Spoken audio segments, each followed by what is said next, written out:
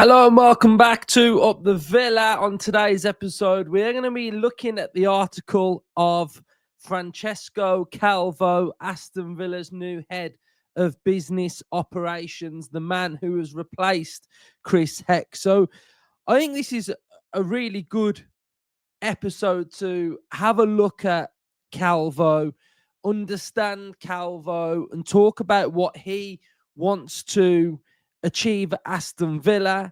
What does he want to build with the fans? What is his job role?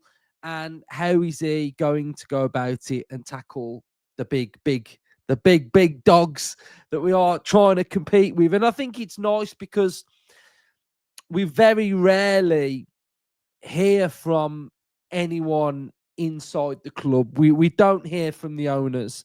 So these little snippets that we can get, then they are really interesting. And for someone who really likes not just watching Villa, I like all the other different areas and how things operate to get a real good insight into what goes on behind the scenes. So Aston Villa have released the article. They've also released the video that accompanies the article. We've got word for word transcript. So we're going to go through it. We're going to find out a lot about Calvo as well. So let's just transition into this new little vibe we got here. Look on the screen, article in the background. Let's go then. So we'll kick it off then with the first part. And these are like the pleasantries. But I think, again, you can get a little bit of an understanding about a personality. What's he like? So, Francesco, welcome to Aston Villa. How have you found your first few days at the club? Thank you very much. I found everything very exciting. I arrived here a bit in advance of when I was supposed to be here because I wanted to discover the city, to discover the club, and to start getting to know the people and understanding the culture of the club. I've been visiting around Birmingham and the Midlands, trying to understand where I'm arriving because I want to know everything properly in order to start in the right way. Absolutely love that from him. You know what I mean? Like, got a new job, but got in there a little bit early, finding his feet, finding out about Birmingham and surrounding areas. May or not have been eye-opening to him, but, you know, the man's been at some nice places in the world. So, yeah, it depends where he's been, I guess, in Birmingham, but it's a good start. Maybe been to Snobs, had a night out, or been to the Belfry. You never know. Right, so your appointment was confirmed some time ago. What have you been learning about Aston Villa in the time that you've been waiting to start? Between my previous experience and now, I had some time to study and I've been reading books. I've been trying to educate myself as much as I can about the region and about the club because I think the sooner I will be able to understand the club, its fans, and the people working at the club, the better I will be able to perform. Your CV is very impressive. You've been at Juve, Roma, and Barcelona, 3 huge clubs. How will your experiences at those joints help you here at Aston Villa? I think I've been lucky enough to work for different clubs, and as you said, big clubs, they are very different from one another. Juventus has an ownership which has lasted for more than 100 years. With a big family in Italy, Barcelona doesn't have any ownership other than the 155,000 members. And Roma had foreign owners, so I think I will try to take the best out of each club and try to adapt my knowledge to Aston Villa. Now, I mean, the clubs that he's actually worked at and been involved in are huge institutions. They are absolutely massive. And to have that plethora of knowledge and experience of what those clubs have worked like, attracting big sponsorship deals, working with them, I think that puts him in really good stead at Aston Villa. I think, you know, we're probably more like Roma than like Barca and Juve, I think. But if he can add that sprinkle of European elite stardust that some of the other clubs have got, then that will be really good. You know, it's like anyone that's got a wealth of experience, even like Unai, you want to sap it, learn it, and inject it into Villa. So I think that's really cool. You worked with Monchi in the past at Roma. Will already knowing each other help the relationship between the football side and the business side? I worked with Monchi for a short stint at Roma and enjoyed working together a lot. I think that there isn't a leading department at the club. We need to work together, helping one another. It's very important that we work as one club because Aston Villa is more important than any of us. How Aston Villa has been developing on and off the pitch. On the pitch, under the leadership of Unai Monchi and Damien, what has achieved so far is quite unbelievable given the short amount of time. My focus will be to support the three of them and support the football department of Aston Villa in order to make it an even more successful club. So, brilliant stuff there. We're talking about being one whole Aston Villa, which is really important, and then working with the on-field, off-field, being successful. That's everything that we want to hear, really. So that's great stuff. So next up, what conversations have you had with the owners so far? The owners have very clear ambition to build the club every day to make the club sustainable and lasting for the long term. It's admirable how determined they are to improve the club every day. That's what I've been asked to do and what I will try to do every single day. So again, Soirees, Edens, V Sports, all in it, trying to make Aston Villa better and better every single day. Obviously, as football fans, we generally mainly focus on the team. The team is something that we absolutely love to pieces. But the actual club in itself, that the ambition that we've got to grow, to compete at higher levels, to aim for the very, very top, it's really important. So what sort of leader are you? How would you describe the way you lead? That's an interesting question.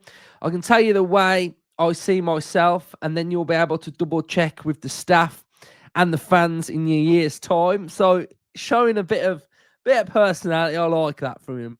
I try to be open and transparent because I think that's key to working properly with people. It's not going to be a one-man show with me. I'm a director of an orchestra. My ultimate responsibility is to put everybody in the best position to deliver. I will try to support the others, and dialogue for me will be extremely important. And I think that's the frustration from a lot of Villa fans, that everything that he said there has been lacking somewhat in the last couple of years.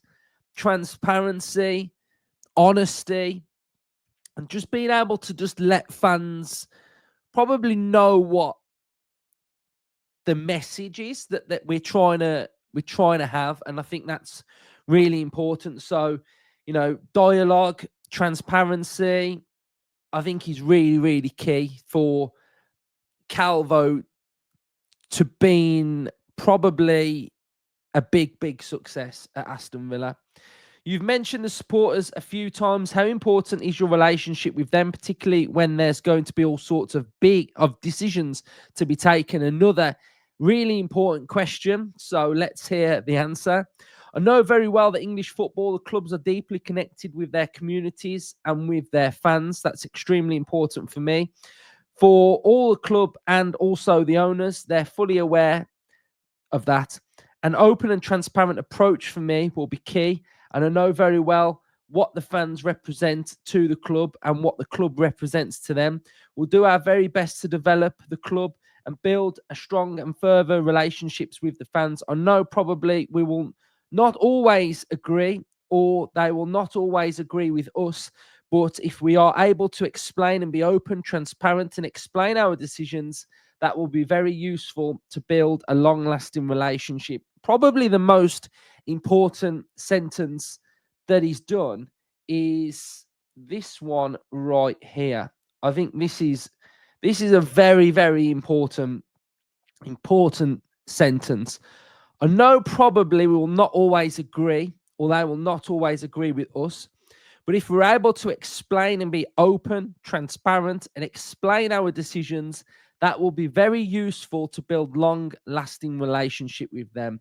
And I think that's exactly what I kind of said in the first paragraph, the one before this one, that if he does all of that, then fans will have a better understanding. I think sometimes if you try and blindside fans, then that's when you probably have more of an issue. So again, talking with the fan advisory board, being out there and listening, I think is very, very important, because the fans we are very important. And like what he has said, we'll be here probably longer than he will be here, and we'll be here probably longer than what the owners are here. Or maybe Calvo's experience at Juve, where they've owned the club for over 100 years, maybe that's something that V Sports are going to do. So if he can connect that together, then that would be perfect.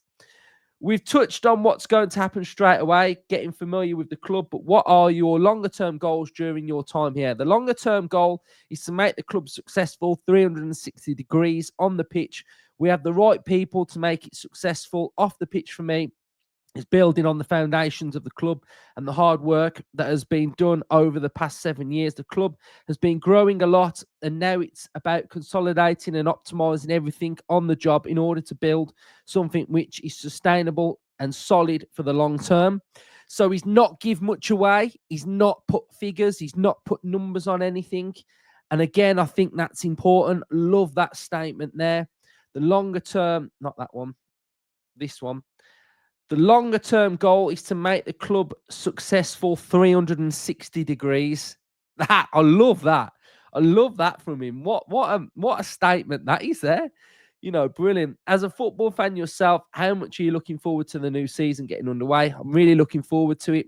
It seems like yesterday that last season was over. The new season will start very soon. And I've heard amazing things about the atmosphere at Villa Park. Many people have told me that it's probably the best atmosphere in European football, created by the fans in the stadium. I'm really looking forward to experiencing it. And he is spot on there. We have got a very, very good atmosphere. So that's a breakdown of Calvo and what he's saying. And I think there's some really good stuff in there now. So let him settle in, get to work, start building.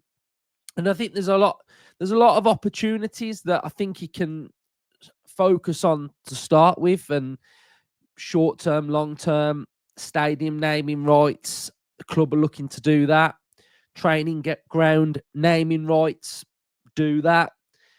Training sponsor, do that. You know, all these things, all these little opportunities of Villa being able to make more money is very important. We know that we are competing, we are growing. The revenue is going up each season.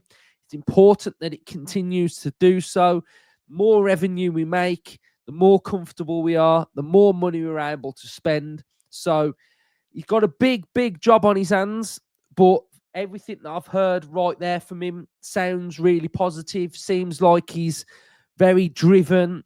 It sounds to me like he's very competent and experienced, and he backs himself. I think sometimes within these type of roles, if you're good at your job, you don't need to sort of come out with bolshy statements. He seems very confident within his own personality and environment that he's going to be able to deliver. So hopefully he gets on board with the fans. And I just thought it would be nice to do this episode, because sometimes we can just overlook these things and not talk about, not discuss. Nobody knows who he is. So hopefully we have a better understanding of who he is and what he's trying to do. And yeah, up the Calvo.